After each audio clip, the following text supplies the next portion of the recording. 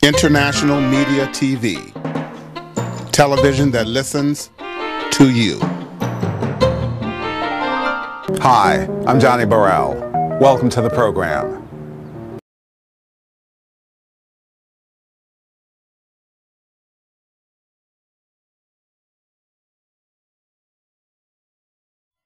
Please join me in welcoming Elaine Brown. Yes.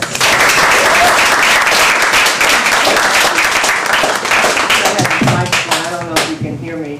I talk pretty loud anyway. What I'm going to do is just, comment on some of what is concerning me today. I was hoping one day, I told Blanche, I was hoping we could put together a radio program, where I could do like running commentary and be one of the really crazy voices out there. But and we'll see. That's what we're trying to do. So I'm going to comment on some of the stuff that's going on today that I feel like commenting on that nobody else seems to be commenting on, and then hopefully we'll take time to to discuss this topic. And of course today's topic is the significance of the government branding of Assata Shakur, and also what I'm calling relatedly the Negro question. And some people don't like the word Negro because they feel that it's offensive, but I think that there's a distinction, and there are people that we can still call Negroes, and so that's what I'm doing. So this is my little part, and then you can criticize, critique, or do whatever you like. But anyway, and so I make myself notes because I like to remember the points I want to make and keep it to the point. So the first thing I think we have to understand about the Assata, and everybody does know what I'm talking about, that Assata Shakur, who is a member of the Black Panther Party, the Black Liberation Army, who was wrongfully convicted of a murder of a cop in 1973, was recent, and who eventually escaped prison and found refuge in Cuba, was the other day on May the 2nd, the 40th anniversary of the killing of this cop, was identified by the FBI as a terrorist.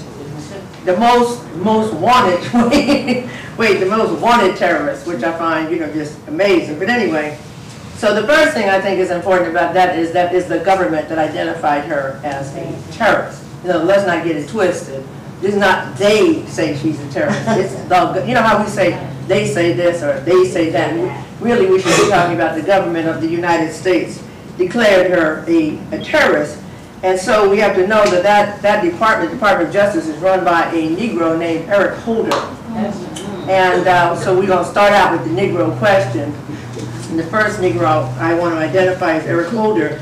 And I like to say that the only difference between Eric Holder and J. Edgar Hoover is that J. Edgar Hoover is dead.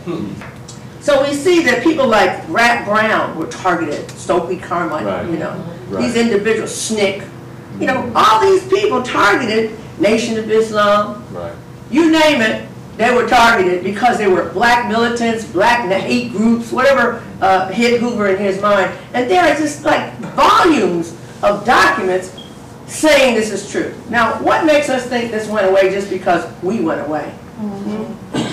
When we went away as a movement, it's because we got killed off just about and demoralized, right? But that doesn't mean that the government is finished with us.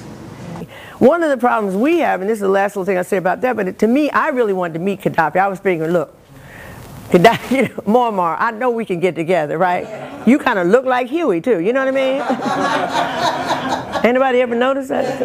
Back in the day, they looked just like brothers. But anyway, I was like, look here, Muammar. We poor as dirt. We ain't got a shot in hell. We don't own anything. We don't control anything. This is to talk about, this is the last vestige of a black bookstore in America. And then we don't even own the lights here. And then that's going outside, somebody, I just got a car, and I'm like, people, oh, have you, I got a car. We don't make no cars. Well, I mean, then people talking about, I'm not going to buy clothing from Walmart. That doesn't matter. Look at all them Bangladeshis that just died for clothing that went to Saks, okay? Or being made by somebody else. We don't even have a little clothing manufacturing anymore in the hood. Jay-Z and them could at least put a little manufacturing plant up in Harlem or somewhere. You know what I'm trying to say? We don't own shit, excuse my language. So I was going to go to Gaddafi and say, look here, We can work together. We got all these Negroes with degrees, you know, that know something, but they don't know what to do with it. And we can make a deal together and get going forward as African people. Yes.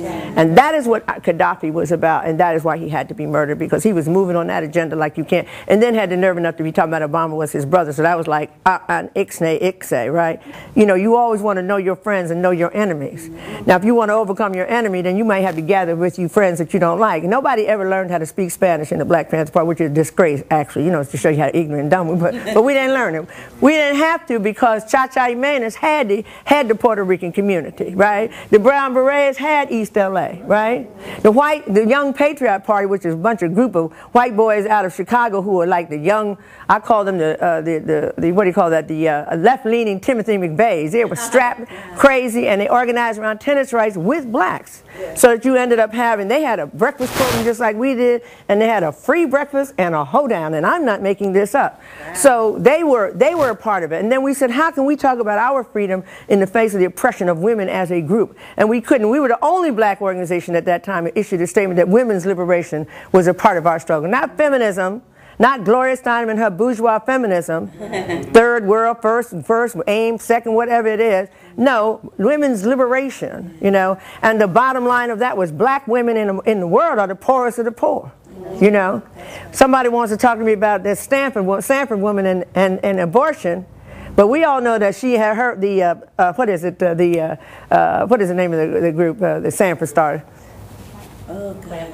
Planned Parenthood.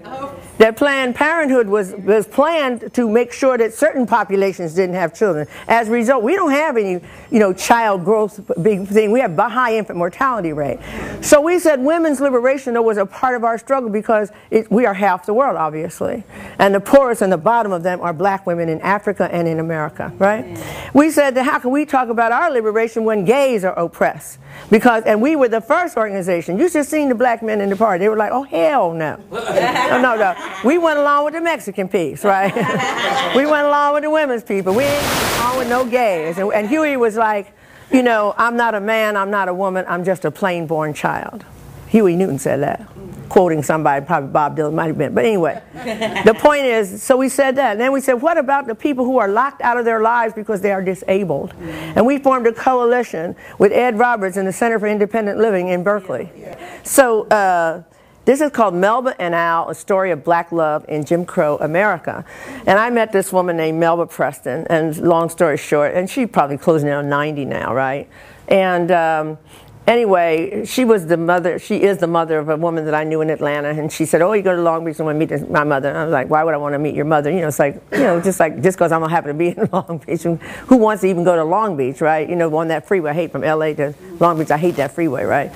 So anyway, I felt so guilty. I went and saw her mother, and the mother was, she came out, and she was very genteel, you know, a very refined black lady. And she got into my car, you know, I had a rental car, and we went to have lunch, and then she tricked me, and she paid for the valet parking, and I figured I'm going to pay for lunch because she's going to try to pay for lunch. I see she's tricky. And so then she went to a black bookstore. You know that sister down there, she's a Nigerian, Marie. She thinks she's the queen of everyone. You know what I'm talking about? You know, do you know Marie got a black bookstore? Yeah, but she's very funny. Anyway, so we went to that bookstore and we bought a book, and then she bought the book and then put a check to Little B, the boy that I wrote my last published book is about. Anyway, so she sort of became this person. And so in the course of conversation, I said to her, so Laura, which is a woman I know, I said, that's your you know, your second child. I mean, really, what do you say to somebody's mother? You don't really, it's like, what are we doing here? He says, so how's life? You know, so Laura's your second child. And she says, no, actually Laura was our third child, but we had 7 children. So, you know, women are like today are like, what, 7 children, you know? And so she was like, no, we had 7. She said, but we wanted 9. And she starts talking about her husband, and all of a sudden the years are shed from her, and she is so clearly this young woman still in love with this man, right? And it was like a miracle, because I came from the evil black woman of the planet. My mother put the evil in evil black bitch. She was like, what's love got to do with it? That was her theme song, you know. So this woman was so clearly in love with this man, and so she said, you know, so got around to finding out her husband had been dead for like 22 years. And she so clearly was in love with him, and so she said, oh yes, my husband was tall, dark, and handsome. And that's how she said it. And I was like, wow, what a statement. And she says, and he was a baseball player. He was a pitcher in the New York Black Yankees. I said, oh, hell no.